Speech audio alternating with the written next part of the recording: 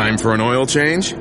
Head to Jiffy Lube. We've got you covered. We've also got you covered when it comes to oil changes, thanks to Pennzoil Synthetic Motor Oil, getting you back on the road in a jiffy. Jiffy Lube. Leave worry behind. Wake up. Do work stuff. Get going. That will snap you out of it. Golic and Wingo on ESPN Radio and ESPN News, presented by Progressive Insurance. All phone guests join us on the Shell Pennzoil Performance Line. And then we have guys like our NBA front office insider, Amin Elhassan, in studio. Yes. Giving us a beautiful straight talk. thing. Brought to you by Straight Talk Wireless, best phones, best networks, no contracts. And you were just saying this is the first time you've been here with both of us at the same time. Yeah, I feel honored. I feel usually there's a substitute here, and it's a clunky kind of dynamic. I don't know what's going on, but finally I get to see the actual show in its purest form with Golic Jr. in attendance. The only problem with you getting the whole thing how it's supposed to be, you're going to walk away going, wow, they overrated. Holy I was smokes. completely disappointed. I was expecting a hell of a lot more than this. This was supposed to be fun, and it turned out to be none of those things. So hold on. Now, I got to ask you this question, because you're normally on with the Le Batard crew. Are you involved in the Family Feud that we may be doing? I'm not. Actually, it was one of the things I wanted to bring up. I was there last week, a couple of shows, and I wanted to bring up why my name wasn't mentioned as a candidate to be on this thing. Yeah. But we just got to too many things like cockroaches and things like that. More important stuff. There were too many things going on, and I forgot to ask. But I think it's kind of like for the regulars, for the guys who are there every day, and maybe Greg Cody. I don't know. It seems like you would be a valued addition. Again, something that was brought up when why am I drawing a blank on whose mother was on Price is Right? Oh, Patrick Beverley. Pat Beverley's mother won over $41,000 on Price is Right. We started talking about favorite game shows, and we brought up Family Feud, and now that Le Batard follows us, all on ESPN News, all in the family, we thought, hey, let's have that Family Feud, and we were trying to pick teams, and that's what we thought of as well, is we should probably go with the people that are there every day. And do you think you would do well in Family Feud? I am so in tune with what the rest of America thinks about things. I watch game shows all the time, so it's almost like standardized testing. It doesn't test how smart you are. You just have to know how good you are at this test or how good you are at this show. So. Yeah. All right, we actually have we'll get to that in a little bit. We actually have a packet of Family Feud questions. We do. Okay. We'll play some of those. We're going to put you to the test. And see, then you can make your case. And you know what? If you do really well, why don't you be on our team? There you go. That's what I'm talking about. Betrayal in the morning. Subversion from within. Yes. That's what we're doing. Counter-espionage. We're all about it. All right. Let's get to what's trending first. Webb Simpson was one over on Sunday, but it didn't matter because he had a 7-stroke league to play with, winning the Players' Championship by 4 strokes. He won the U.S. Open in 2012. He's the 9th player to win both the U.S. Open and the Players, but everyone's talking about Tiger Woods and what he did over the weekend. Yeah, Tiger Woods, listen, after day 1 was in 69th, day 2, 68, just made the cut at 1 under, and for a while everybody thought the cut was going to be 2 under. Right. And he was going to miss the cut. He made it, goes nuts on Saturday, ends up tied for 11th coming into Sunday, and at one point is in second, tied for second, only 4 strokes behind Webb Simpson, but then he struggles coming down the end. Webb holds on and gets the win. But I know a lot of it. Randall Chambly, thinks that Tiger is going to win another tournament, another major. I think it's going a bit far, quite honestly. I'm going to say he may know more about golf than you, though. I will say that. Not may. He knows way more golf than I know, but that doesn't mean I have to agree with him. As I said, I want Tiger to win again. Right. I don't know if he will win again, but congrats to Webb Simpson. Also to Justin Thomas, who now took over as the number 1 player in the world from Dustin Johnson. Were you invested at all, with Tiger over the weekend, or are you too busy with that race? I'm too busy cleaning out cockroach remains from my ears. And That sounded like a heck of a scene there. Yeah. You know, the funniest thing was that Stugotz was the one that turned out to be the big loser. He's afraid of, insects. There was insects in studio Not with these guys. Freaked out of gross. terrified. Of insects. Did he have him put his shirt off? Yeah, because they told him it was on his shirt, so he literally threw his shirt off. Yeah. And none of that was an act, by the way. That was 100% authentic. We may have to bring that up with him when he's on the show on Thursday. Horrid. Then there's the Capitals. They scored the final 5 goals and beat Tampa Bay Lightning 6-2 in Game 2 of the Eastern Conference Finals. Caps are 7-1 on the road this season, Mike, tying the record for road wins in a postseason. Well, and I think the impressive thing here, again, is the fact that they got over the hump with Pittsburgh, got to where they hadn't been for Alex Ovechkin, and they didn't, let the moment become too big, okay, we got here, and act like it's going to be good enough and see how you play now. Yeah. And they go to Tampa and they get 2 wins. I mean, scoring power play goals at the end of like 10 seconds or less at the end of periods, scoring like crazy in this, putting these games out of reach. I've been really impressed from that mental side of it to say we finally got over this hump and we're still coming out strong and playing, getting 2 on the road. And look, Washington, D.C. sports fans have not had a lot to celebrate in recent years. The idea that they finally may have Alex Ovechkin on that on the stage to win the Stanley Cup. Again, Tampa Bay doesn't care anything about that, but I'm sure a lot of people in the D.C. area thinking, finally, yes, let's get this thing going. And we'll finish up what's trending with Shohei Ohtani, who showed out again, 11 strikeouts, including 5 in a row at one point, only allowed 3 singles, but didn't get the win because the Angels weren't scoring enough while he was out there, and he left after a 9-pitch walk in the 7th. The Angels are 5-1 this season when he starts as a pitcher and 11-6 when he starts as a batter. And by the way, give it up. Zach Cozart played. The last time we started talking about Shohei Ohtani and how well he did, Cozart had a walk-off in extra innings. Well, last night Cozart had a walk-off single in the 9th. How about a little love for Zach? Everybody, we're all talking about Shohei. Zach Cozart. Congrats to you, my man. You know what Zach doesn't have? What? I want you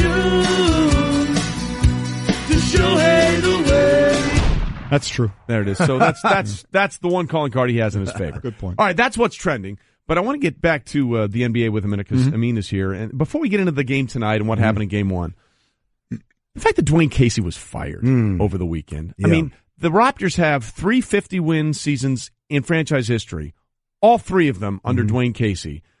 And now he voted Coach of the Year by his peers. And he's out of a job.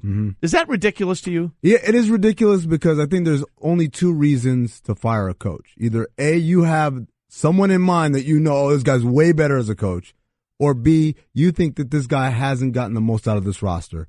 I defy anyone to look at that roster and say there's more than 59 wins there. Exactly. It just doesn't. And when you take into context, the big thing is they changed their entire playbook. They shredded their playbook and put in a new system and expanded their rotation. And this was year 1 of that. Right. If you want to say they could have done better in the playoffs, fine. But understand, this is year 1 of them doing things the new way. And with every team that has a new playbook, year after year, the wrinkles get a little bit more. You get a little bit more nuanced and deeper into that and the nuance of the playbook. And so there was that. And then his playing of really young players, Van Fleet, OG Anunoby, Pascal Siakam. These are guys who are young. I mean, they're still in their first or second year in the league. Give them a couple of years for them to get stronger, for them to get more skilled, for them to get more comfortable with what we're doing here as a team.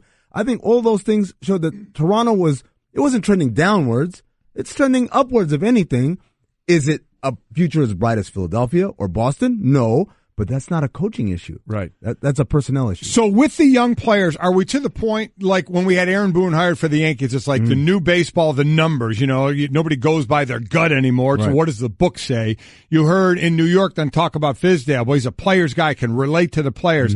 Is that now what we're looking for? Is that what's going to happen in Toronto and some of these other hirings we still have as well in Milwaukee and such? It's now we got to get these coaches that are relatable to these younger players? Well, I think that's kind of almost a prereq now for all coaches. If you count on your hand the number of coaches who are taskmasters, right? The so-called hard nose or hard other things. Right. Pop, he's been there 100 million years. Rick Carlisle, he's been there a long time too. Name another one. They're the outliers. Everyone else, this is who we're coaching. We're not coaching guys who are born in 79, 80, 81. We're coaching guys who are born in 89, 90, 91, 92, and even younger. Those guys came up being taught a different way. And so your job as a coach is not to say my way or the highway. It's to say, how do I get through to this guy? What's the best means? And communication it's necessary, but that doesn't mean that X's and O's aren't necessary. That doesn't mean attention to detail and holding people accountable aren't necessary. Those all matter too. Man, how much do we hear all the old-time players screaming from their porches right now, huh? Right? I mean, God forbid we. Well, I guess it was the Shaq and Barkley fight that they had. Google me, Chuck. Google me. Yeah. But you know what's funny about that? That's a typical locker room conversation. Yeah. So I watched it, I laughed, I moved on. Next day, it's a huge talking point. I said, what's going on? It was just hilarious. It's hilarious, but for a lot of people, that's, oh my goodness. this is a professional environment. Like, that's what they talk like all the time when the cameras aren't on. That's what makes that show great. Yes, that they do that. Right. By the way, you're dropping basketball knowledge over here, and I'm looking at the corner of my eye. Everybody behind the glass, they're dying to get ready for this Family Feud stuff. Oh yeah, look at that. They are all in on what's coming up in a few minutes. We'll get to that. Boy. But after game one, total lemon by the entire Cavaliers team, including LeBron James, played terrible, 15.7 turnovers. He says his level of concern is 0. Yeah. What's your level of concern? If not 0, very close to it. Yeah. I think when you look at the Cavs, first of all, that first opening 7-8 minutes was tough. And then you're in a hole, and now you're trying to dig yourself out of a hole. And they got good shots. I mean, if you look at they've shot 4 for 26 from 3 for the game. In the first half, they're 1 for 12, and I believe most of those were uncontested or lightly contested. So this is a team, by the way, that was top 5 in the NBA 3-point percentage. So they shoot 1 for 12. I'm going to guess, look, that's not going to happen again, especially when they get good looks. You know, the big misnomer that people think is, if I shot 1 for 12 from 3, that means you defended me very well. Right. No. Yeah. If you defended me well from the 3, I wouldn't have attempted 12 shots. Right. I would have drove and had to look for something else. And so, if you're LeBron, you're saying, we got the shots we wanted. We didn't make them. No big deal. There's just a little things I think tweaking they can do, in terms of taking advantage of. Boston is a very switch happy team. They want to switch everything. But they're unlike a team like the Warriors or the Rockets that like to switch everything. They don't have a zillion 6'8", 6'9" guys. They've got guys like Terry Rozier, Marcus Smart, and then their big guys, Aaron Baines, Al Horford. They're not so good at keeping guys in front of them, not as much as a wing guy would be. So I think there's ways that the Cavs can take advantage of that better than they did in game one. But the other part of it, if they make their shots, we're not even having that conversation. And will part of game 2 be what we saw when game 2 of the Pacers and Cavaliers, where all of a sudden LeBron was hitting shots, but driving like crazy as well to try and create? I mean, is this everybody waiting for this big thunder punch coming? You know, it's weird because, like I said, they've got good wings. So they're going to try and get those switches. And when they got switches, he had Rozier on his hip a bunch of times. He had Smart on his hip. Those are all opportunities for them, not for him to post up and be Shaq, but to make that defense collapse. And now we're throwing it on, now we're teeing off on the 3-point line. The other thing is, I love, they did it a couple times last night, but not enough.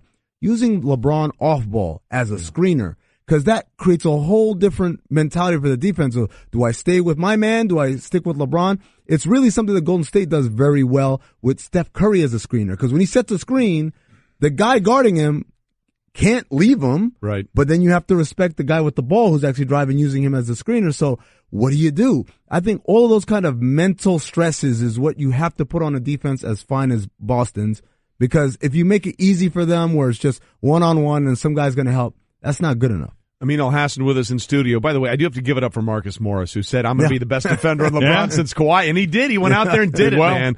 Kudos to him. But you mentioned Steph Curry and the screens. Let's talk about game 1 tonight in the Western Conference Finals. We both believe if Houston loses game 1, this series is over. Because the whole thing, Daryl Morey, the GM for the Rockets, has put it out there. We are obsessed with finding ways to beat the Warriors. They fought, they scrapped, they got home court advantage. And if they go out and lose it in game 1, I don't think it'd be as demoralizing as what the Cavs did to the Raptors, but it would be a body punch. Yeah, I mean, it's a body punch because you're losing. It's not like Cavs Raptors where there was such a huge disparity between the two teams, at least on paper in the regular season.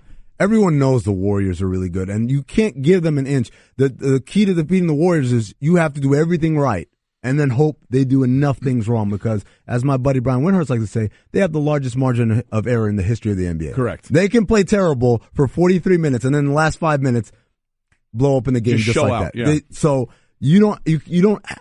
they can't afford giving them a 1-zip lead and giving up home court advantage. But again, Houston is obviously a lot better than Toronto is, and they do have a lineup that is geared to defending the Warriors, at least. Again, going back to switching, you got Trevor Ariza and PJ Tucker and Luke Richard and Bamute and Eric Gordon and Chris Paul. These are all plus defenders, and they all switch. And Clint Capella, how could I forget? They all switch everything, and I think that's the basis of what you need to stop the Warriors.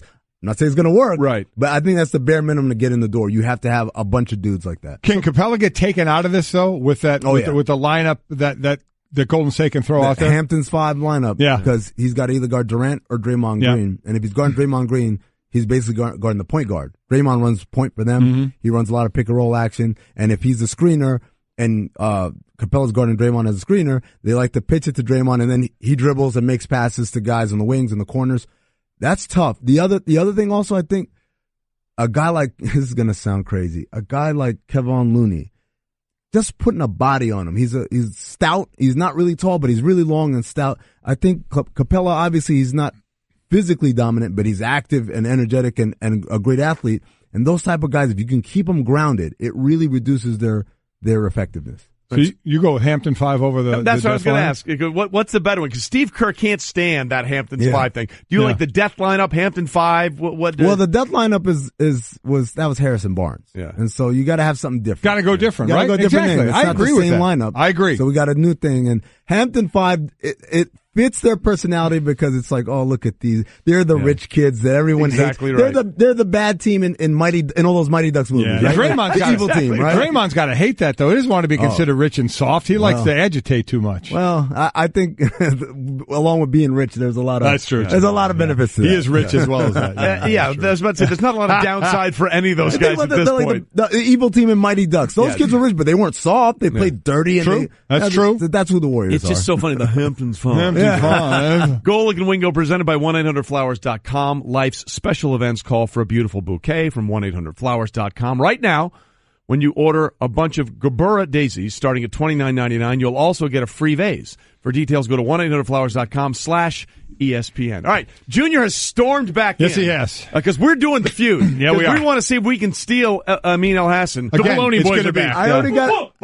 I already got a text from a 954 area code saying traitor. Yeah, there you go. Come on. Again, South Florida. This is going to happen. Golic and Wingo against the Lebitard Show in Family Feud. We're just trying to get the teams. We're trying to figure out our best lineup. We're trying to get our Hamptons 5. Yeah, is what we're trying to do. There you go. All right, so how are we doing this?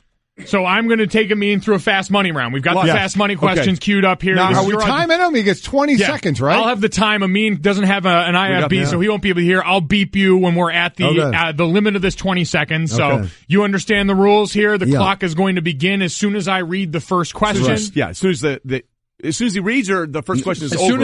As soon as I finish reading the first question. That's baloney. So you can say, the Baloney Boys have some beef with you that we'll take up later. Here we go. All right, Amin, are you ready? I am. All right.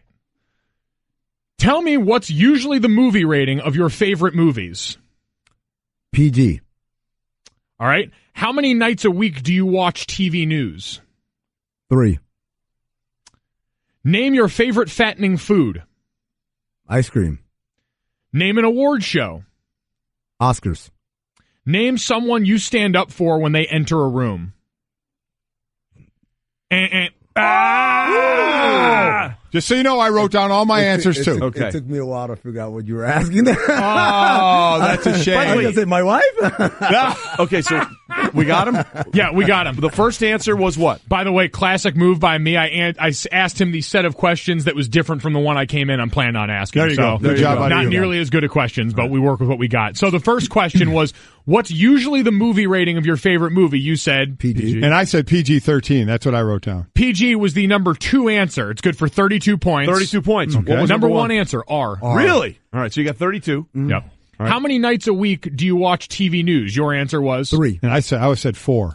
3 is the number 3 answer. Wow. Good for 10 points. Number 1 answer, 5. Really? Wow. I don't believe America, you're lying. You have to take into account that most people are lying when they take these surveys. lying. Third question. Third question. Name your favorite fattening food. You said ice cream. Number 1 answer. 32 points. Well. How many? 32 points. 32 points. Wow. I'm going to lose with this last question. Name an award show. No, you get it right here. You said the Oscars. Number 1 answer. The Academy Awards. 55 points. Whoa! Wow. So, gonna make up for your goose egg in the last question. You didn't need it. You did your job. You cracked 100, correct? Oh, 139. 139. There we go. 139. Right. In. And for just because the last one, I wrote down president. Number 1 answer. Thank the you. president. Thank you very I'm much. glad I didn't say my wife then.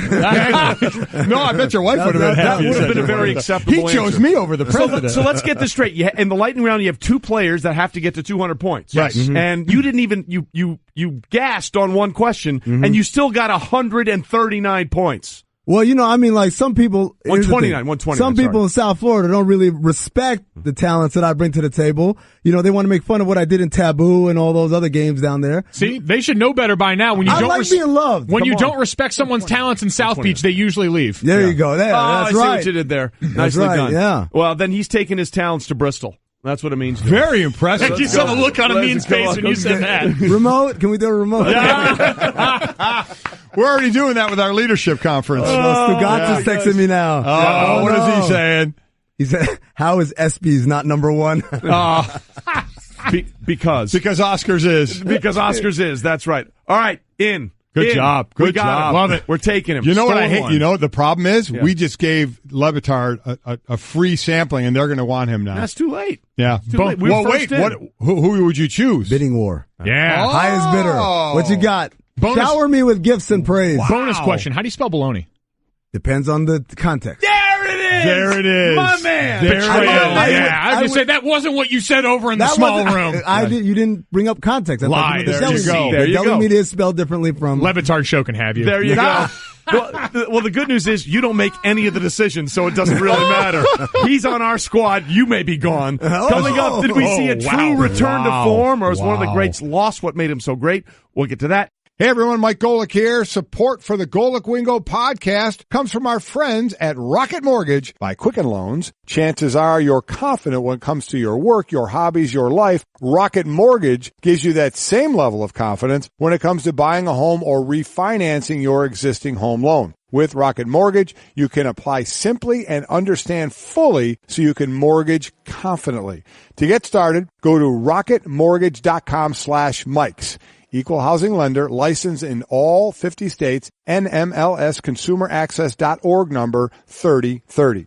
Washing my nose, oh yeah. I'm a shower curtain, and I do one thing, keep water from leaking everywhere. So you see why I feel useless compared to Geico, who does so much more. Like, not only could Geico save you money, but they've been around for over 75 years. And they give you 24/7 access online, over the phone, or on the Geico app. And they've got a 97% customer satisfaction rating. They do all this while I have to listen to this chucklehead. Oh, good, he stopped. Washing my toes. Oh, great, an encore. Geico. Expect great savings and a whole lot more. Golic and Wingo, ESPN Radio and ESPN News, presented by Progressive Insurance. All phone guests join us on the Shell Pennzoil Performance Line. And don't forget, the NBA Western Conference Finals are on ESPN Radio. Tune in to Game 1 tonight as Harden and the Rockets host Durant and the Warriors, presented by Indeed.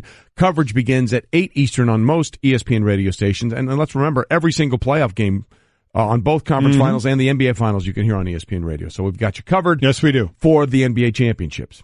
But let's get back to the Players' Championship. Yeah, Again, really quickly, too. We're going to have you covered in about a half hour. Yes. With our big announcement about this trip we have, this giveaway. It's fantastic. We'll give you all the details coming up in about a half hour. Yep, about the Golic and Wingo Leadership Retreat at Pinehurst. Basically, we're scamming the company to go play golf. There you go. That's exactly what's happening. We're not saying that out loud or anything like that. But we are. We're not saying that publicly. But we are. Yeah. And you can join us and help us scam the company, which is the best part of it. So come on down and we'll get all that done.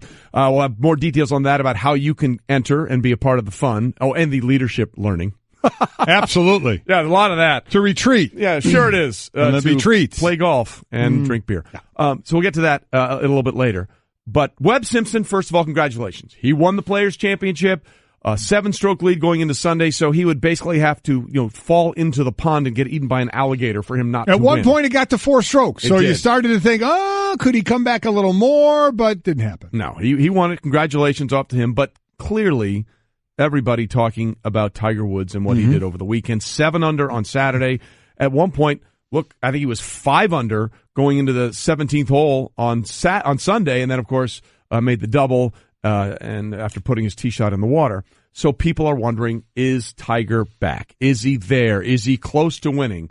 Tiger Woods thinks, yeah, he is that close. Now I feel like I've got my playing fields and I'm playing tournament golf and I've got it, I'm not that far off from winning golf tournaments. So he says he's not that far off.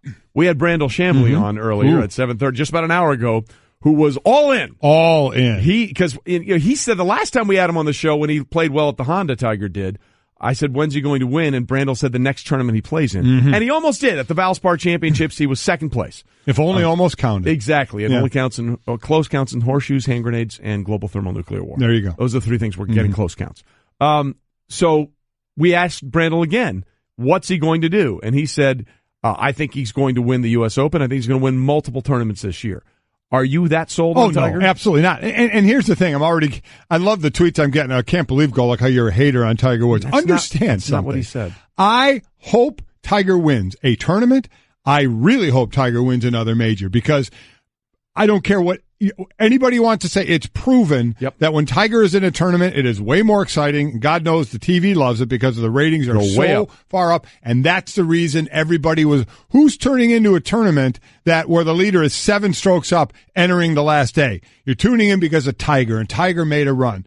But here's why I'm going to pump the brakes, is because Tiger didn't shoot well on Thursday and Friday, and we heard Michael Collins. Let's play with Michael Collins, talk about the difference of Thursday and Friday as opposed to the weekend, and then I'll finish my statement. Right. This is really interesting. This is Michael Collins on SportsCenter, our golf analyst and former caddy, talking about his theory on why Tiger plays better on the weekends as opposed to Thursday and Friday. Tiger Woods on Thursdays and Fridays, 16 rounds, is +3. Over the weekend, if you count this Saturday, Tiger is -24. Now, it's funny. I talked to another tour pro who asked that I not use his name, and I just said something to him to verify what I was thinking, and he said he was thinking the exact same thing, and it's this. They think, and I think, that the reason Tiger doesn't play well on Thursday and Friday is because he's too invested. He's trying way too hard. Yes, he makes the cut on the number, but by the time he gets to the weekend, he's so far out of it, guess what he gets to do? Play loose and relaxed. And guess what Tiger Woods is when he's loose and relaxed? The best golfer out there, which he proved on Saturday. And by the way, with a 3-under Sunday, he's now on Thursday, Friday rounds that he's played this weekend, he's 3 over, and on Saturday, Sunday, he's 27 under. It's incredible. It is, but total difference. But now to continue with my point, based off what Michael Collins said, there is he made the cut on Friday at 1 under, and for a while the cut was going to be 2 under. So he was right on the number. He was sweating it out. Okay. And at that point, Webb Simpson was, 14 or 15? He was 14 shots behind. He was 15 under. So Tiger going into Saturday was 14 shots behind, to the point of Michael Collins, you can play loose and easy. Correct. You're not catching him, so just go swing and play. Two strokes off the course record that Webb Simpson set later. All of a sudden, he's sitting there at 9 under, but he's still going into the day 10 shots or whatever he was off the lead. And he started playing well again Sunday, got to within 4. He was actually tied for second at 14 under, and Webb was at 18, had fallen back to 18 under, and you're going, oh no, look at this. And then Tiger goes the other way, and Webb goes the other way to the good. Right. And Tiger goes to the bad. And so I will say this, as a guy who wants to see Tiger win, Trey, tell me how many majors Tiger has won from behind on Sunday. That would be 0. So 14 majors he's won, and he's either tied or winning. Or been way in front. But either tied or winning at 54 holes. Right? Yep. So he doesn't come from behind very well. So can he? Yes. Can he loosen up more on Thursday and Friday and play better going into the weekend and not be as far behind? Absolutely. And Webb Simpson, listen, he played out of his mind and went way out in front of everybody. So, you know what? I'm going to reserve judgment a little bit here. I mean, pardon me for not diving in with both feet. For a guy, by the way, I want to see win. Yep. I do want to see him win. But I'm not jumping in. If Brandel Chambly, who knows way more about golf than I do, listen, he wants to do a little, what the golfers do best is a little gambling. I'll do it with him, right. On Tiger winning or not winning. I'm still feeling pretty good that he's not at that level yet where he's going to win these tournaments. What you're saying makes a lot of sense on a couple of reasons. Number one, the 2003 Open Championship was won by an unheralded American named Ben Curtis. Ben Curtis, that was his first ever win on tour. It was the Open Championship, for crying out loud. He went out way early in the day and shot a ridiculously low number and then just waited in the clubhouse. Right. And it's one thing to go out where there are no expectations and just go out and shoot and then not have to deal with the pressure of it, right. Thomas Bjorn was the leader going into the final round. It took him 3 tries to get out of a bunker on the 16th hole, I think. So there's a totally different dynamic there. And to that point, this year in Tiger Woods' attempt to come back and win for the first time since 2013, we've seen him get close a couple of times. Yes, we have. At Bay Hill, a place he has won, I think, 8 or 9 times. I think it's 8 times he's won at Bay Hill. He got to within 1 or 2 shots of the lead, playing out in front a little earlier on Sunday, got to the 16th hole, which was a par 5. Easiest hole on the golf course. He needed to at least make a birdie, maybe have a chance at eagle. And what did he do at Bay Hill? He yanked his drive out of bounds. Really ended his chance to do anything in the tournament. When that was the most pressure-filled swing he had made that entire week. Then we get to Sunday when he's playing really well. He's at 14 under par. He has survived, a couple of holes that have given him a lot of trouble. He goes to the 14th hole, which is one of the toughest holes. Brandon was talking about. There's water on the left. There's mounds on the right. It's bedeviled Tiger over the years. He hits a 350-yard plus drive. Yeah, 354. He did smoke it. He's 111. He's 111 yards away, and he comes up a little short, backs it off the green, ends up making a bogey. So he drops a stroke there. And then he gets to 16. 16, par 5. You got to birdie that one at least. Exactly right. He drives it into the rough, so he can't go for two. He has to lay up, then puts it to within 20 feet and misses that. So what you're saying is played out by those two situations. Then goes to 17, and I know Brandel Chambly said he doesn't like 17. Well, okay, but guess what? Every player has to play it. Yep. Every player's got to deal with the pressure. 17, he knocked it in the water. Yep. Listen, that was going straight for the flagstick too, but obviously fell well short and fell in the water. So he ends up double bogeying that. Everybody's got to play it. I don't care whether you like the hole or not. It's got to be played. Short. Yeah. He did. So, I want to see him win. Yep. I really do. And I love it when he's in it because, man, you sit there and you watch. But, he is playing better and he is getting more comfortable. We'll see. Yeah. We'll see what happens. But he hasn't shown he can come from behind and win. It's in the majors, at least anyway, in the past. Or just go out and play better on Thursday and Friday. Right. Go out, start better, because the finishes are there. He just needs to start better. Right. One of those things needs to happen. All right, coming up, a lot more to get to, including the ultimate question. What do you get for a 29-year-old who already has everything and does everything he wants anyway? Delta strives to take the stress out of travel so you can focus on what comes next. And Delta Comfort Plus can help. With Sky Priority boarding, extra legroom, and a wide selection of unlimited complimentary snacks, you can arrive refreshed, ready to take on the world. By the way, Dan Stanzik, our fine producer, is back. He's bad boy, double question guy. Wait, Golic? Of all people? No, my question? We'll see what you do today. Four guests today. Dude, just go away. All right, we're talking to Jay Billis. And as far as Notre Dame, they beat Pitt yesterday. Bonzie Colson is back. They're 13-4 with him. We've talked about that situation. They play Virginia Tech. If they win here, do you think they're in? Are they in anyway? Or what do you think their path is? Statement, then question. I stand by it. It was a rambling one of both. Statement first. Then three questions. Then questions. Yeah, that was a bad part. SportsCenter brought to you by Gumout. Gumout Regain Complete Fuel System Cleaner safely removes carbon deposits to help restore engine performance and maximize fuel economy. Try Gumout Regain today at AutoZone. Buy one, get one free instantly for a limited time. Gumout, science in, performance out. All right, Golic and Wingo with you, ESPN Radio and ESPN News. A couple of things to get into here. First of all, did you see the video over the weekend of that alligator on that golf course? You mean the dinosaur? That wasn't an alligator. That was a dinosaur. It is one of the freakiest things I've ever seen in my life. If you haven't seen it, it's all over Twitter. You can just Google dinosaur. Dinosaur. You probably could. Google alligator. It's a course in South Carolina, and out of nowhere, this monstrosity just sort of rambles across. It's unreal. He has to be 15, 20 feet long. And if you look in the background, there's like a bunch of deer. Yeah. What do you call a group of deer? A group. A coven? Well, I don't know. Clique? A herd? We'll find out what that is. I think it's a herd. But there's a group of deer that are just... Riley will figure that out. That are just looking at this thing like, oh my God, thank God we're not any closer and that we're faster than this thing. Holy smokes. The only thing that gives you any semblance, I have a feeling this guy doesn't move very fast anymore. Yeah. But they say alligators are fast right out of the gate, like for 10 yards, and then that's it. They get a fast twitch. Yeah. They do great in the 40, and then they wear out. Yeah, then they gas out. They're not good shape. They do great at the combine, except with the bench press, because they got the short arms. They got the alligator arms. But I got to tell you, we used to go down to Kiowa Island every summer and for a little family vacation, and you'll be driving around at night, and literally dinosaurs that big. That's what they are, because they're dinosaurs. These alligators would literally come out of the swamp and just walk across the road, and your jaw would drop open as to how big these suckers are. When I lived in Orlando, there was a little pond, like a little lake behind our house, and then on the other side of the lake was like a park. Yeah. And there was a path, like a bike path, and that was right by the park. And one day I looked across the lake, and right next to the path, right out of the water, there was an alligator sunning, right?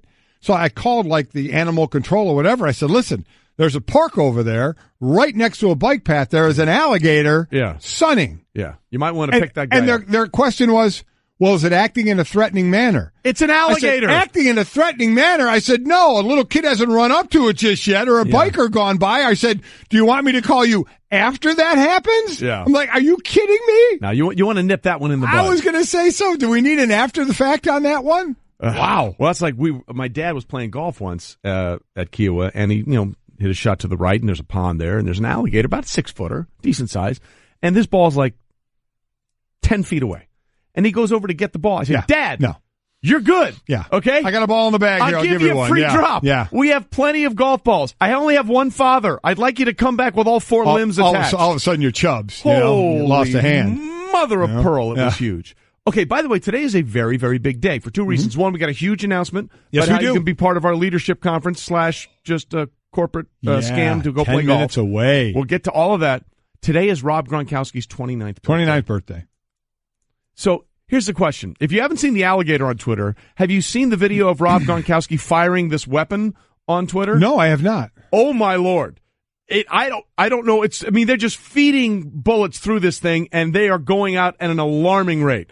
So basically, Gronk lives his best life every day. Every day? He does whatever he wants and goes wherever he wants and gets whatever he wants. So what do you give Rob Gronkowski as a birthday present? What could you possibly give him that, A, he hasn't already done, doesn't already need, or hasn't already gotten?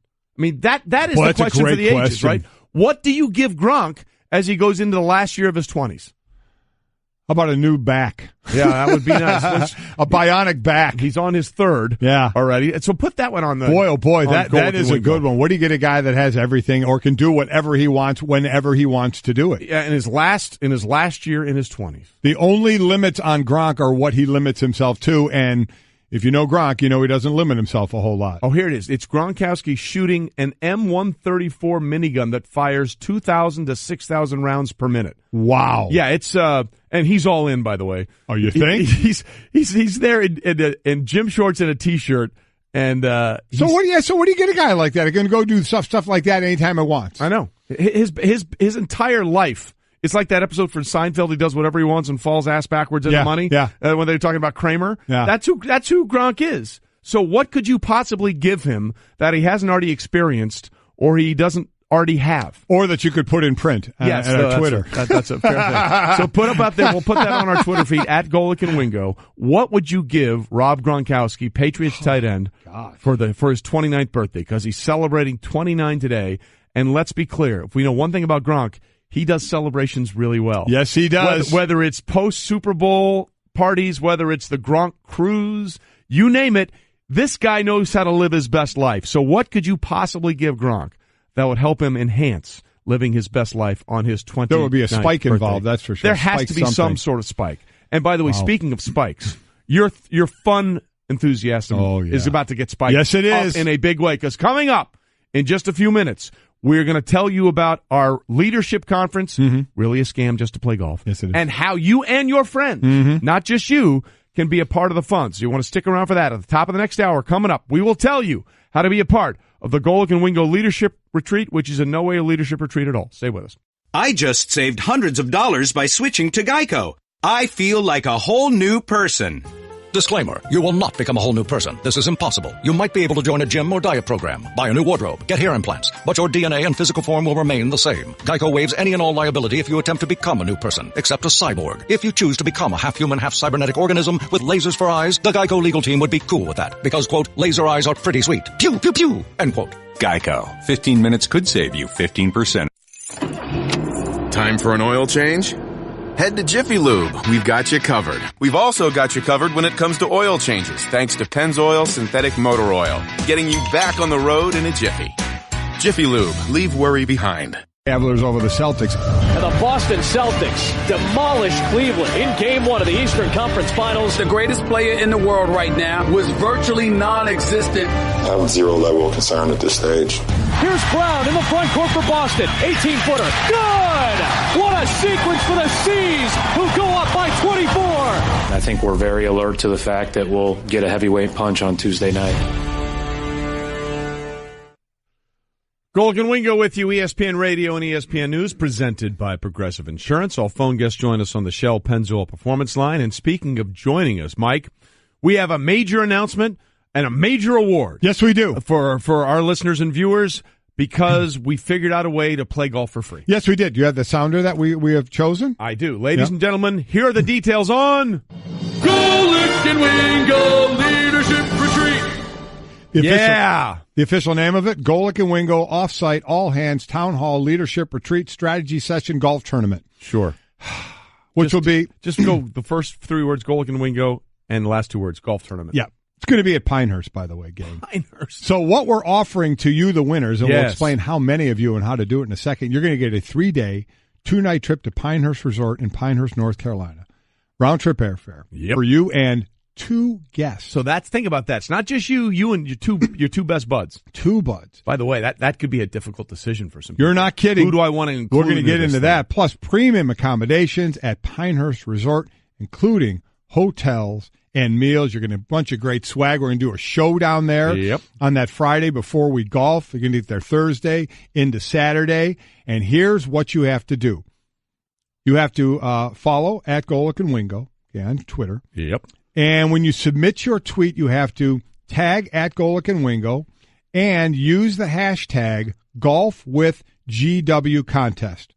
So make sure you hashtag golf with GW contest, and you're going to tweet to at Golic and Wingo. Now, here's the key. Yep. From today until Friday, May 25th, so a couple of weeks, a little over 2 weeks, okay, you're going to get to have 1 entry. You get 1. That's it. 1 shot at this. 1 shot at this.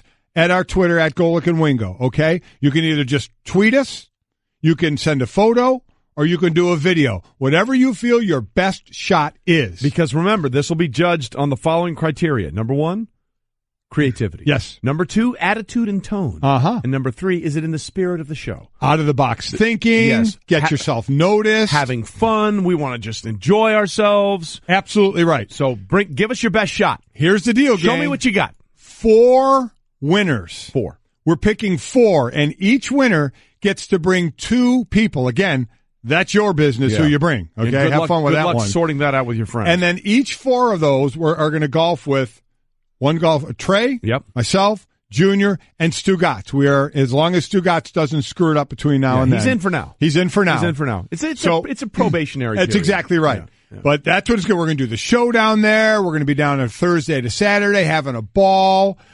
Doing leadership things, that's with air quotes, trust falls and rope courses and all that. Just keep saying that to yourself. Yeah. So here are the things.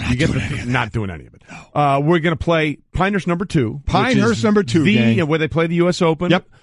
One of the most premier golf courses in the world. Mm-hmm. We're also going to play the Cradle. Yeah, which is pretty cool. They're par 3. Par 3. Yeah. I'm all in that. There have been 50 hole-in-ones. Yeah. On the Cradle course. It's amazing. It's fantastic. Listen, the last time I was down at Pinehurst, last summer, they were just beginning it. Yeah. It looks fantastic. So you're going to get the short course, the par 3 course, which is fantastic, and then Pinehurst number 2. Wow. It is as good as it gets. It's really just about golf. Guys, maybe you should talk a little bit about the leadership portion of this retreat. Is there a mission statement for this thing? Yeah, the mission statement. We do have a mission statement. It's we the people have decided to get together to learn things, to make us better employees, but really we just want to play golf. We're going to work together. Yeah. To have fun. To play golf. There you go. And maybe open a cracked can of something. Because you have to stay hydrated. Yeah, it's very important. It can get hot. June in North Carolina. It can get a little exactly sticky. Right. So you want to be hydrating. There'll be a mission statement that you'll probably never see. Yeah, we'll get an official statement later. Gang, bottom line again, starting today until Friday, May 25th, you get 1 entry. 1. At Golic and Wingo. You can just tweet, you can send a photo, you can send a video. You have to hashtag it, Golf with GW contest. 4 winners. You get to bring 2 friends.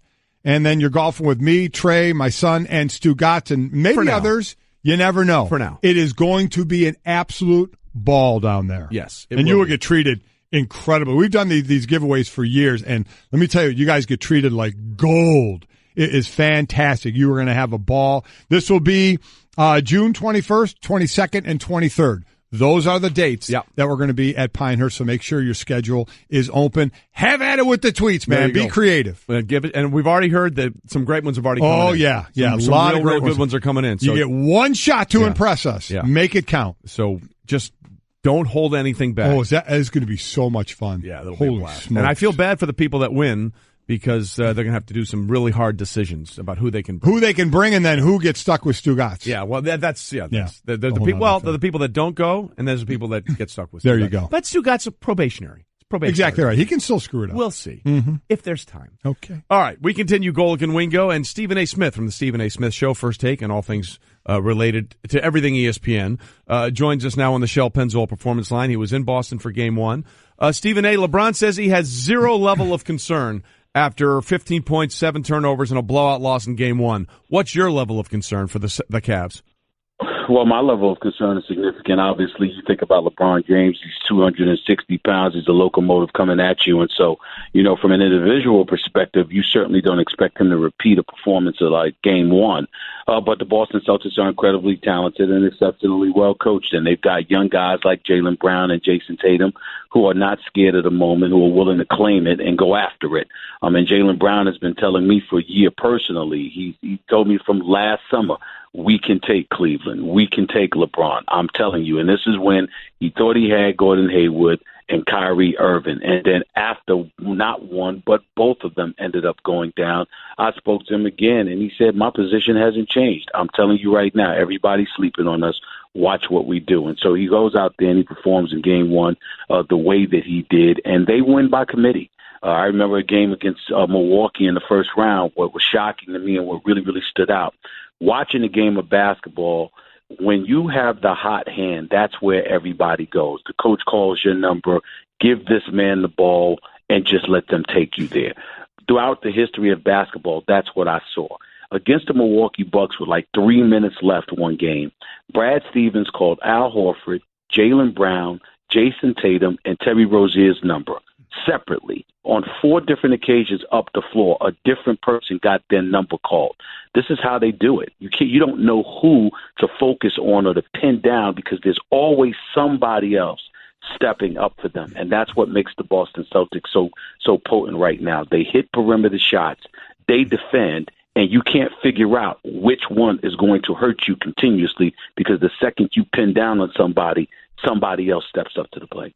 So, Stephen A., going back to the Pacers series in Game 1 with the Cavs, they beat the Cleveland by 18 points in that one. LeBron had a triple-double, but nobody thought he played very well, and God knows nobody else on that team shot well. And then in Game 2, he was fantastic. What do you think will be the biggest difference between Game 2 and this series as opposed to the way LeBron came out in Game 2 of that series? Well, he'll just be aggressive. He won't be looking to figure anybody out or to figure anything out and then try to get his other guys involved. I think he's going to go out there in game number 2 and try to set the tone by taking over.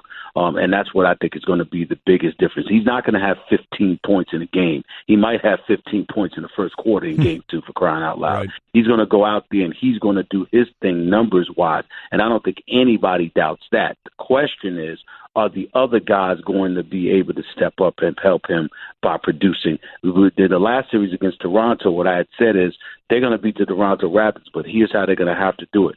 2 of the 3 guys are going to have to step up and produce from the perimeter. It's going to be Kyle Korver, J.R. Smith, Kevin Love. It's not enough for them to score. They have to score from the perimeter. They have to have the ability to spread the floor to give LeBron James room to operate. If you don't do that, I don't care if they score 20 apiece. They're not going to win this series if they do it by scoring in the interior. They have to score from the perimeter to make Boston respect their outside shot and to create spacing. If they don't do that, they're not going to win this series. Well, that was certainly the problem for them in Game 1. Their three-point shooting was nowhere to be seen. 0 for 12 in the first half, 4 for 26 for the game. Terrible. Stephen A. with us this morning on the Shell Pennzoil Performance Line presented by Progressive Insurance. So it's interesting, Stephen A. Boston is doing what Toronto really wanted to do. I mean, Toronto rewrote their playbook this year. They went to a deeper bench. They had a deeper rotation, and that was the way they thought they could get past the Cavs. Yet that didn't work in any way, shape, or form. Why is it working for Boston and not working for Toronto? Well, number one, Boston has a slew of perimeter shooters. Toronto really hurt you on the interior. They were a 2-point team, a 2-point scoring team, whereas Boston is fully capable of being a 3-point shooting team. Jaylen Brown can hit threes. Jason Tatum can hit threes. Even Al Horford can step away from the basket as a big man, and he can hit threes. Terry Rozier can hit threes. Marcus Smart can hit threes. And they all defend collectively, and they have no fear in them whatsoever. They're not scared at all. The bottom line is DeMar DeRozan is an all-star. He's a great guy.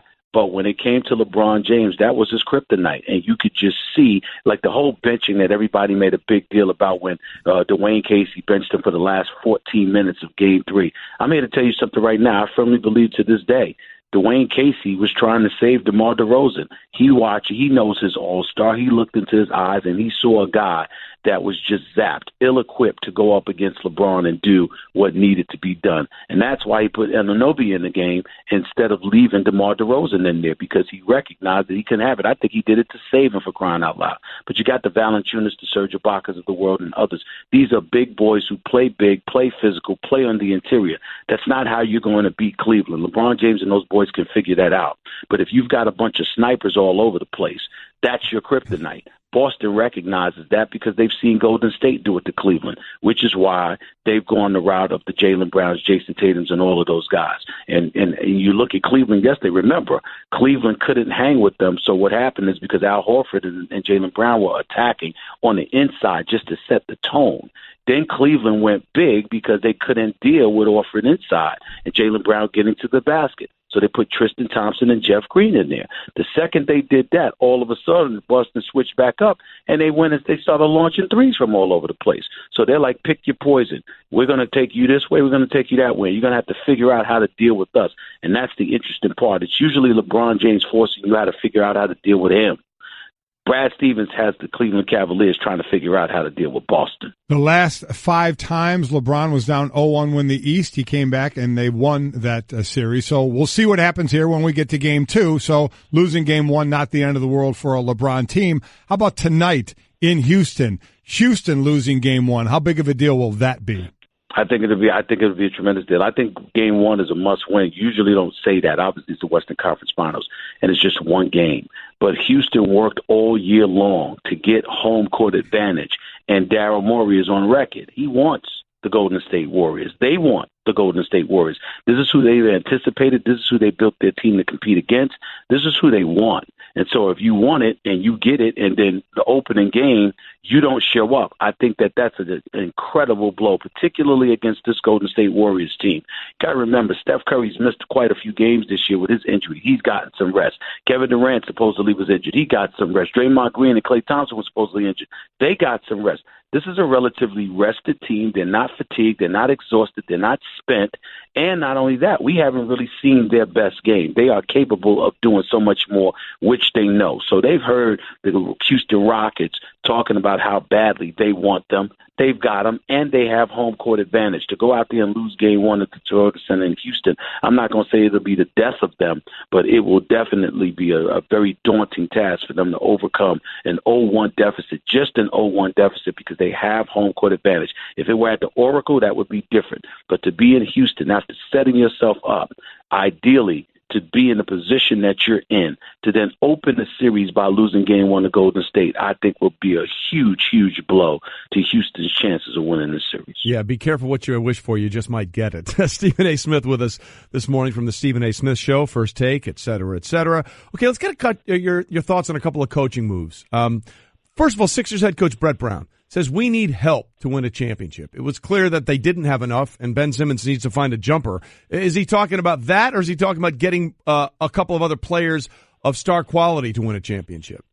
Well, preferably he'd want a superstar, because obviously Kawhi Leonard is probably on the trading block. No one would know that better than Brett Brown, the former assistant with the San Antonio Spurs.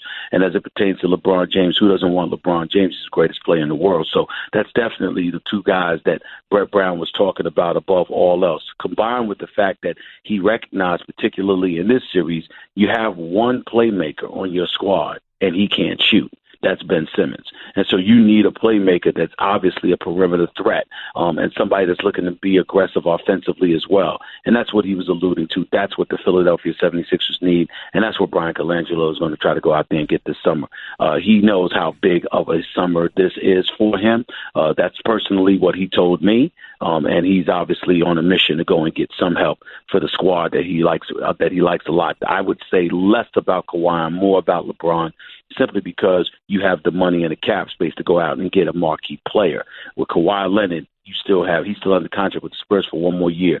So a player the caliber of Kawhi Leonard, you'd have to give up a lot in order to get him. And I think the Sixers are looking to add to what they have as opposed to, trading and having to give up some players to get some other pieces they want. Along those lines, what are the odds you think LeBron and Kawhi could end up on the same team somewhere next year? I think if they were to end up anywhere, I think the Lakers would have the best shot. The reason I say that is because you have LeBron. The Lakers have money for 2 max players. That's number one. Number two, you have LeBron, and obviously you have the money to get Kawhi as well. You would trade for Kawhi. What would you package? You could package a Brandon Ingram, a Julius Randle, even a pick.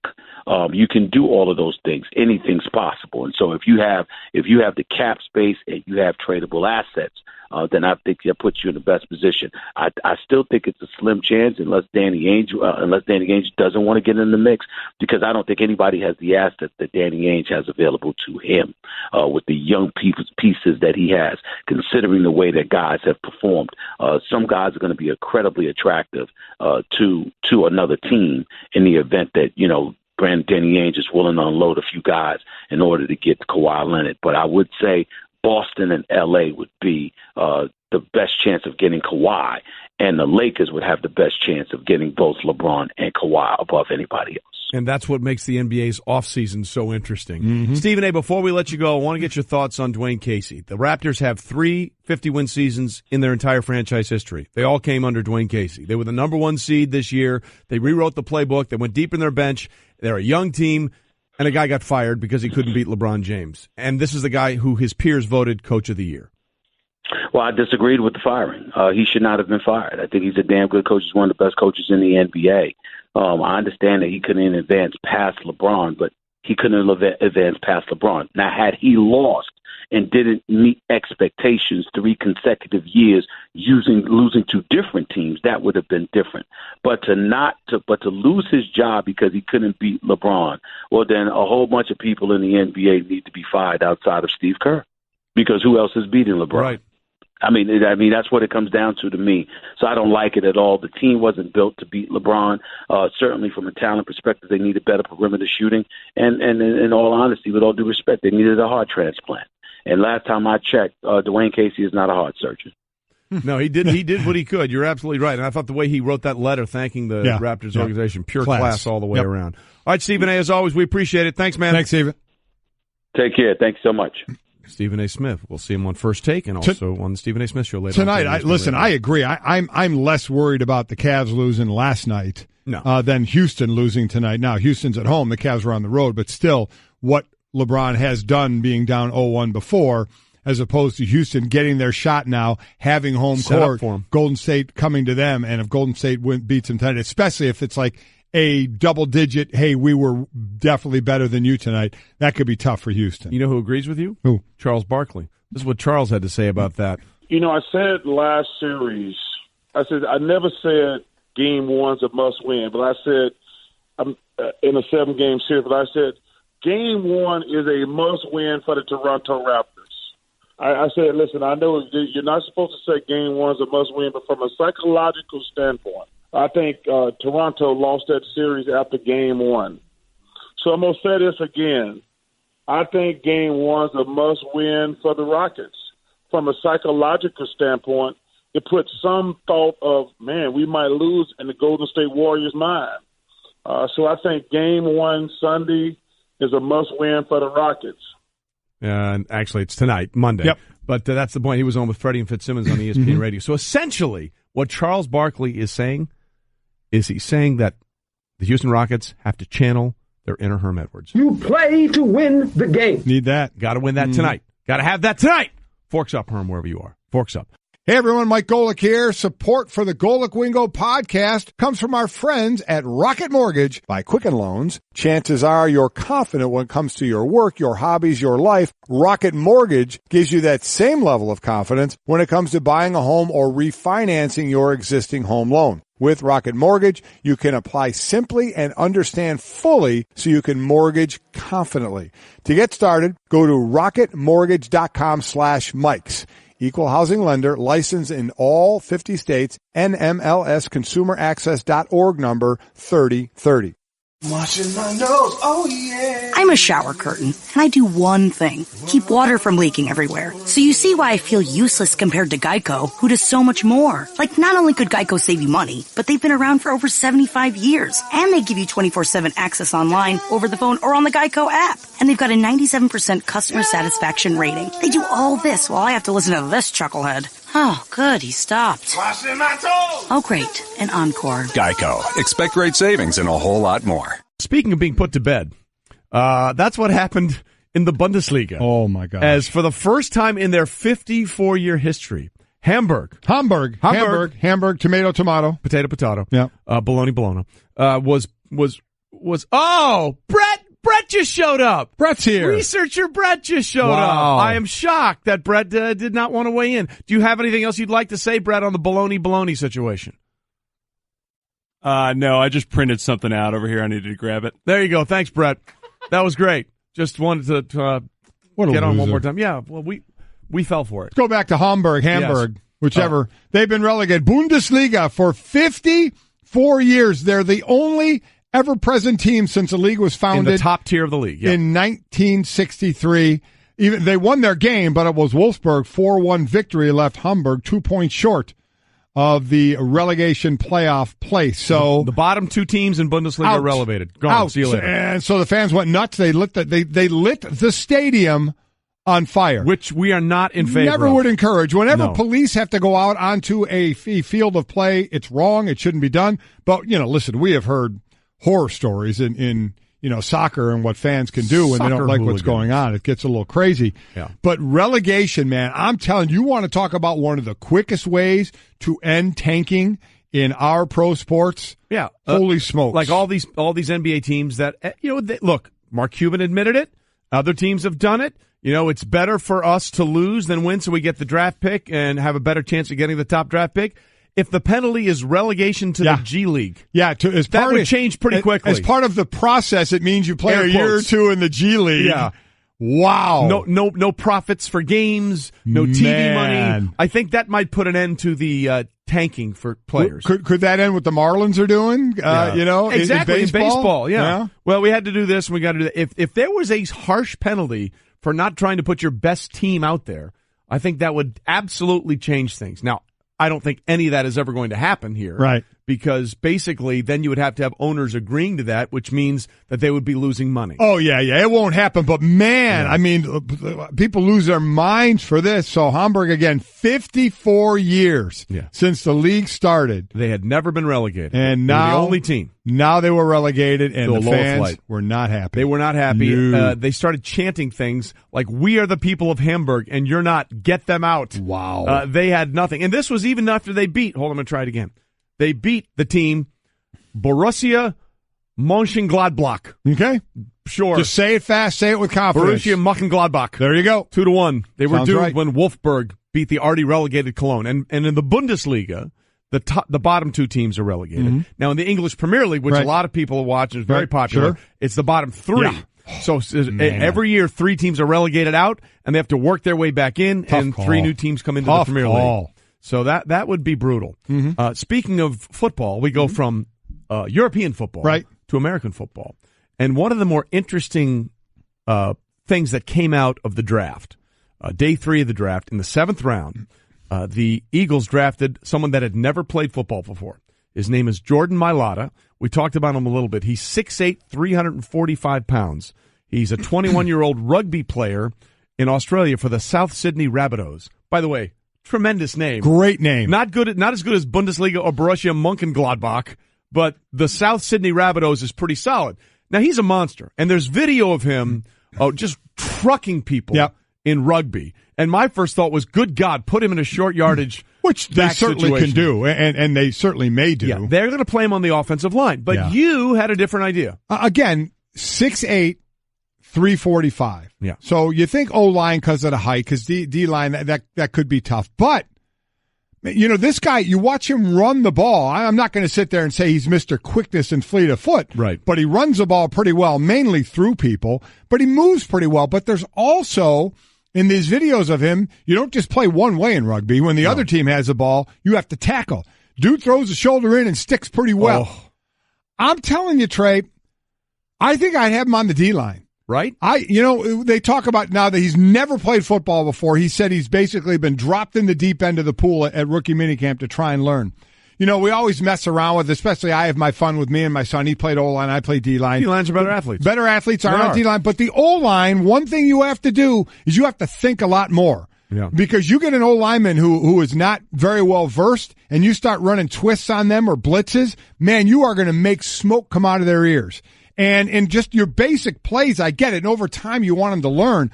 But that is a position where all five got to be on the same page. You're getting your quarterback killed. Right. So we'll see what his learning curve is. But, man, you can throw a lot at this guy from a defensive front on who he has to block in certain situations. I think I would put him on the D-line. Right. Teach him to use his hands out there. If nothing else on the run, really clog up the middle, and then you use his size and his strength to bowl forward on a pass rush. Now, again, he's tall, so he'd have to learn to play down low with his hands of getting cut. But I'm just saying that on the D-line, there is definitely less thinking. There is less for him to have to worry about in his mind to process to say, you know, if I'm at an offensive tackle, outside back, or D-end, who's the blitzer? Where's he coming from? Who's my man?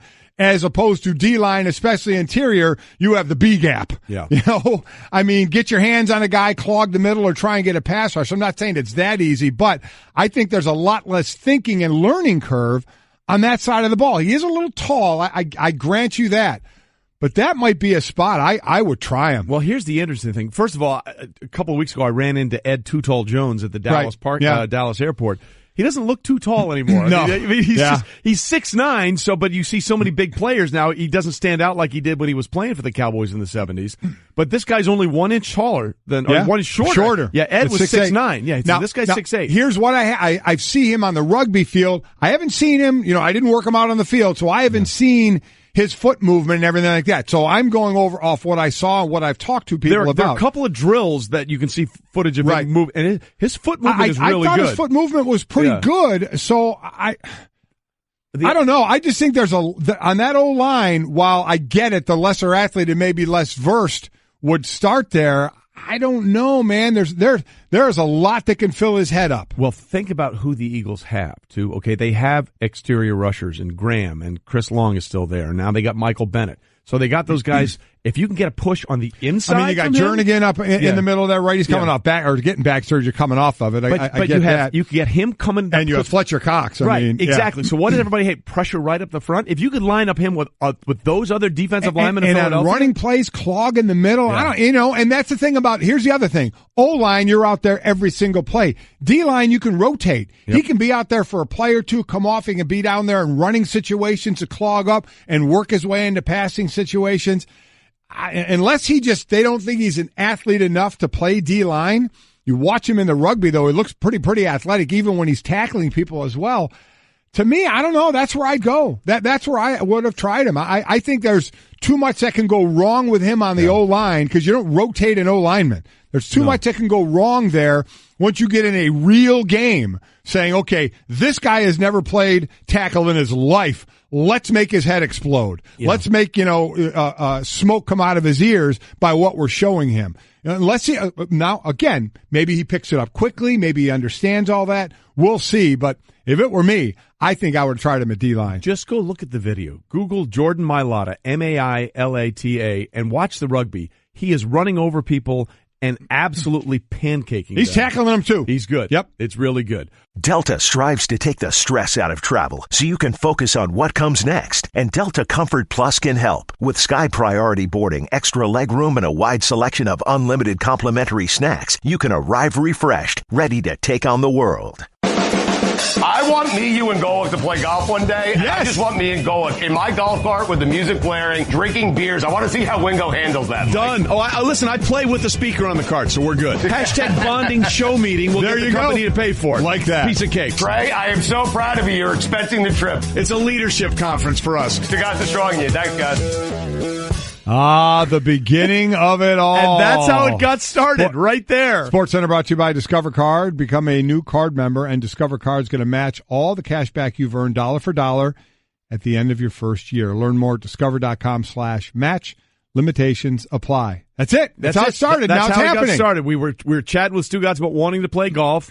And I said, we'll call it a leadership conference. And lo and behold, we do have our Golic and Wingo offsite all-hands town hall leadership retreat strategy session golf tournament. Yes. Not too shabby. Not too shabby at all. So, again, for everybody out there, you get to enter this contest between today and Friday, May 25th. Yep. You get one entry at Twitter, at Golic and Wingo. One entry. It can either just be a tweet, it can be a photo, it can be a video, at Golic and Wingo. Use the hashtag Golf with GW contest. Hashtag Golf with GW contest. We're going to have 4 winners, and you each get to bring 2 friends. How about that? And have fun deciding who the 2 friends are going to be. And it's going to be June 21st, 22nd, 23rd. They're going to fly you out, airfare, hotel, meals, all kind of swag. And then you each going to get to golf with either me, Trey, my son, Stugotz. We're blending the show here with Levitard and Stugotz to do this, as long as Stugotz doesn't screw it up. So we're looking for creativity, out-of-the-box thinking, originality. Get them in, man. You get 1 vote, 1 chance, 1 entry between now and Friday, May 25th at Golic and Wingo. Make the most of it, and you can be down at Pinehurst playing Pinehurst number 2. Pinehurst number 2. You kidding me? We have airfare, everything taken care of, swag, golf. We're playing number 2. We're playing the Cradle, which is the short course, premium accommodation. So it'll be great. But again, you only get 1 shot at this. Yep. So make your entry the best the possible it can be. It's going to be great. It will be a lot of fun. It'll be an unbelievable leadership conference that will have nothing to do with leadership or conference. It'll be about golf. Yeah. And speaking of golf, congratulations to Webb Simpson. Yes. He did win the Players' Championship. Yes, he did. And by finishing tied with Tiger, among others, for 11th, Justin Thomas is now the new number 1 player in the world, taking over for Dustin Johnson, who had been there for 15 months. So Justin replaces Dustin. Justin, because tied for 11th. Dustin was tied for 17th, I believe. So he lost the number 1 slot for whatever that means. It's got to be very nice to be the official ranked, world golf ratings. Number 1 in the world. But it was Webb Simpson's. It was his weekend, no doubt about it. It was. Led wire to wire. And thanks for Tiger for making golf a little more relevant. Tiger made the run. Tiger made the run, and all anybody wanted to talk about was Tiger, especially the round he played on Saturday. And then Sunday, at one point, he was just 4 shots. He was tied for second and 14 under. Webb Simpson had dropped to 18 under, so just 4 shots separated. Everybody thought, uh-oh, here's the move, and they both went opposite ways. Webb to the good, Tiger to the bad. But everybody kept talking about Tiger all the time, to which afterward, this is what Webb Simpson had to say. I didn't get a chance to see him play. I was too busy winning. Yeah, how do you finish again? Dead last? Oh, yeah. He had a good day, though. Thanks. Shooter McGavin, baby. And Tiger didn't finish dead last, that is the point. But he didn't get a chance to see Tiger play because he was too busy winning. I've never seen a golfer and a caddy talk so much. Yeah. Now, I don't know. Listen, it's not. I don't follow Webb Simpson on the golf course. I don't see a lot of it. Maybe they interact a lot. I have no idea. Well, they do. But man, for starting the day with a 7-stroke lead. Now, at one point, I know it got to 4 strokes, but it never got worse than that for him. Right. Those guys talk so much, and at one point, we all thought. I'm sitting there with me and my wife and Mike, and we're watching, and we're like, are they fighting? Yeah. Sounds like they're like snipping at one another. Maybe they weren't, but I thought they were. Well, it's just weird to try and play with a 7-stroke lead for a lot of people because normally you're in it the entire time. You're trying to think about what basically he was trying to do is like just don't screw it up massively. If you're playing don't with a Van de Velde it. Well, if you're playing for a 7-stroke lead, isn't it just go for the middle of the fairway and go for the middle of the green, right? Every single time? Yeah. I mean, don't you take your safest... Now, I know it's not that simple, believe me. Yeah. Wouldn't you take your safest shot imaginable every single time? That would be the right way to do it. Because you need people to catch you, right? But I've heard a million golfers say this. It's weird having that big lead because you don't really know how you're supposed to attack the golf course and you don't want to be too timid. You don't want to take yourself... Yeah, I guess I could see that. It's a mental thing that just messes with you. And speaking of mental things, it is pretty clear that the Rockets have been obsessed mentally with the Golden State Warriors. What did Daryl Morey, the GM, say? We are obsessed with finding ways to beat them. It's all set up for them tonight. Game 1, Western Conference Finals. Houston, home court advantage against Golden State that's won 2 championships in the last 3 years. Who do you think wins? Game 1 tonight. Coverage on ESPN Radio at 8 o'clock. I think Golden State wins. I think too. Golden State is got all their pieces back. I know this is what Houston is playing for. They played 3 times during the regular season, though, and it was 2-1 in favor of Houston. The last one, though, was January 20th, and they also played opening night as well. I just think they're too good. I really do. Listen, the way, and I know Houston has better other pieces than LeBron's Cavaliers has better other pieces. Correct. But it's still going to fall on James Harden's shoulders. Yep. It's not like if he plays horribly, I don't think they have enough with the other players. I know they have Chris Paul, I get it, and Capella, when the 3 of them have been on the court, how great it's been, but I think Capella can get taken out of this by the Hampton 5 lineup a bit when they go the smaller, more athletic lineup. Listen, they're just too good. They're the best team. They have the depth. They move the ball incredibly well. Well, you said it best. Houston has 3 players that are star players. Golden State has 5. It's math. I mean, it's just math. You're basically playing an all-star team every time you play the Golden State Warriors. And the psychological damage, if they walk in there game 1, let's say they win by 12. Well, that's the thing. I mean, listen, if it's a close game, oh, good. Fine, okay, yeah. It was a close game. You can start looking at play here, play there. Right. That can make the difference. If they're in control and win this by, I don't mean just making it double digits at the end by Houston fouling and Golden State shooting free throws because it was close. I mean, if they're in control. Not as bad as Boston was in control of Cleveland, but if they're in control, double-digit control, and win this thing. But, boy, if Houston wins it, what a great boost for them then, right? Yep. Okay, they're going to say, listen, it was expected. This is what we got home court for, but I think that would be a monster boost for them. And the other thing that's really weird about the Warriors is that we had that stat, how great they are in the third quarter. They're in the third quarter. They are better than anybody else, and they were better than anybody else in the regular season by a large margin. And in the playoffs, they have been better in the third quarter by anybody else. So let's say it's a tight game in the first half. Let's see what happens. Let's see what happens right after halftime. Yep. And by the way, don't forget, all week you need to get ready for the Golic and Wingo Leadership Retreat. Have one chance to win. Make it your best. We'll see you tomorrow.